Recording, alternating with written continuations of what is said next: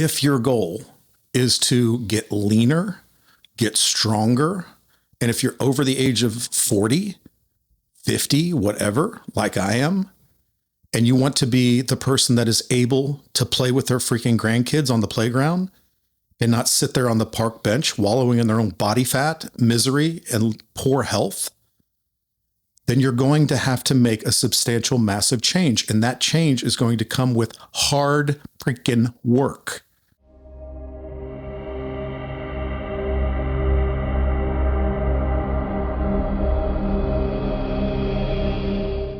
Uncomfortable work. You're going to have to push away some of the comforts of life. You're going to have to shelve those things that aren't contributing to you being a better human being. Oftentimes, you're going to have to not only shelve those things, but you're going to have to lock them in an airtight box and get rid of them and say goodbye to them forever and take them to the damn landfill. This is what you're going to have to do. But it amazes me the incredibly tiny and shrinking population of people who are willing to get out there and do something uncomfortable, to make a shift on their calendar, to change things, to stop doom scrolling and watching Netflix and going out to eat 5 nights a week, or getting the takeout, or getting the freaking DoorDash, getting the 800 calorie freaking sugar coffee that they get at the drive-thru on their way to work, to sit their asses behind a desk for 8 hours and do absolutely nothing.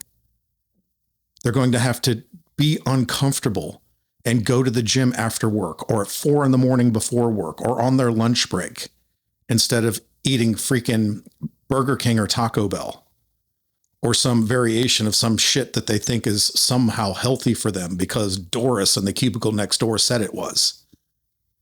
You're going to have to count some freaking macros. You're going to have to develop a caloric ceiling. You're going to have to understand how your protein, carbohydrates, and fat need to be allocated throughout your entire day. And then you're going to have to stick to that for a while until you get so damn good at it that you can look at your plate and by the end of the day, probably pretty much know within 100 or 2 calories in either direction how you lined up for that day, something that I can do now because I've done it for so many years. And then when I tell people, if you take the necessary steps and you take the time to make a massive change and get comfortable with being uncomfortable, to work hard and to suffer, ultimately, when you come out on the other side, you will be a changed individual and you will never regret the process at that point. When you come out on the other side, the pain that you went through, the discomfort that you went through, there is never regret attached to that. Those just become the stories you tell to others who have still not made the decision to get their ass out of their chair and go lift something and walk around with it. Stunned and amazed. So I've accepted the fact that I'm not going to have 1 million followers on YouTube because the majority don't want discomfort. They want quick fixes. They want an easy sell. They want something sexy. They want an injection or they want a pill. They want the minimum amount necessary to achieve a minimal amount of success. And then they're going to convince themselves that that minimal amount is good enough, and it's not. They're going to continue to surround themselves with people who will continually try to drag them down to their level. But do you understand what they're doing to you? They're not supporting you.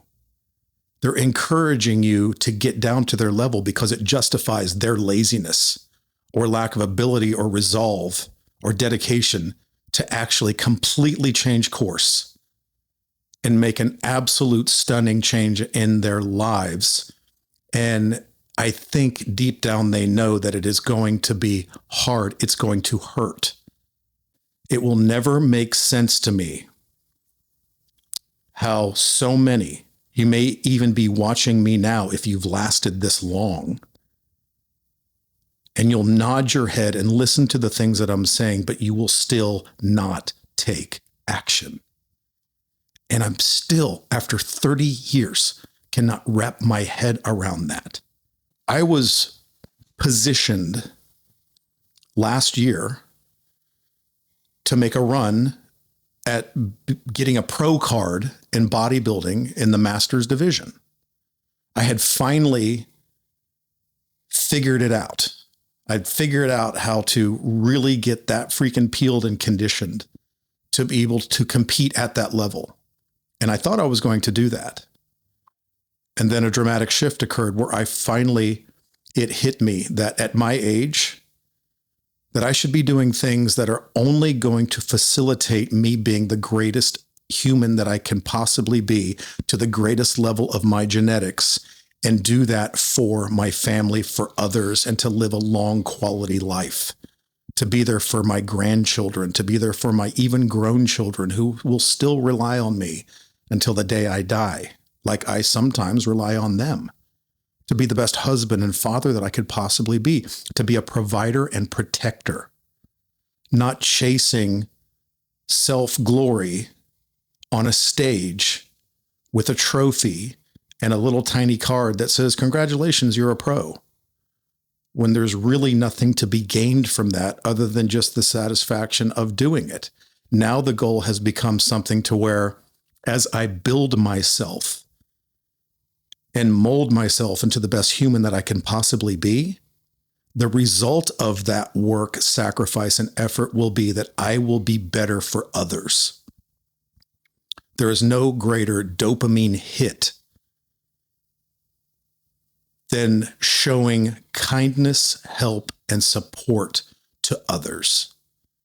There's no drug, it's not sex, it's not anything out there that can compete with the fact of you knowing, having that feeling of accomplishment, of pushing yourself to a level that so many others are not willing to do, to become the best version of yourself you can be in order to be able to serve others to the greatest level and ability that you possibly can. So think about that.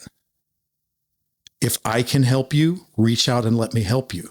If somebody in your local community can help you, reach out to that person and have them help you.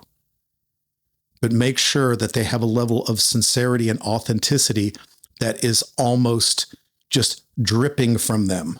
And you know that they have your best interest at heart.